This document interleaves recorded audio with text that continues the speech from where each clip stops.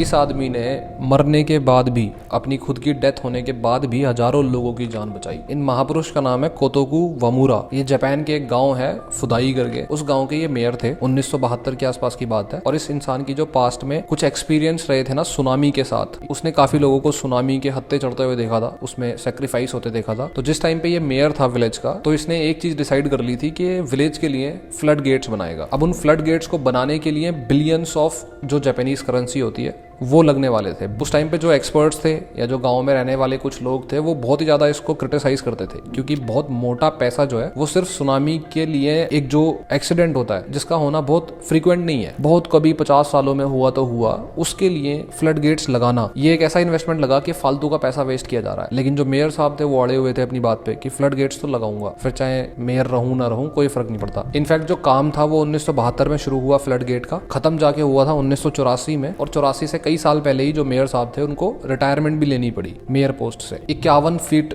लंबा ये flood gate बना और 1997 में मेयर साहब की डेथ भी हो गई, उनकी उम्र हो गई। लेकिन कोई सुनामी नहीं आई और लोगों को यही लगा कि भाई ये तो हद से ज्यादा गंदा इन्वेस्टमेंट किया है हमने सिर्फ एक इंसान की जिद की वजह से। लेकिन 2011 में जापान में एक बहुत ही मेजर अर्थक्वेक आया, तोहोकू उस अर्थक्वेक का नाम था, और इसी गांव पे सुनामी आई। लेकिन जिस टाइम पे सुनामी आई तो इस गांव के और सुनामी के बीच में सिर्फ वो 51 फीट लंबा फ्लड गेट ही खड़ा हुआ था, जिसे उस मेयर साहब ने बनाया था कई साल पहले। और ये प्रॉपर एनालाइज्ड फैक्ट है कि अगर वो फ्लड गेट नहीं होता तो शायद उस गांव को बहुत ज्यादा डिस्ट्रक्शन झेलना पड़ता।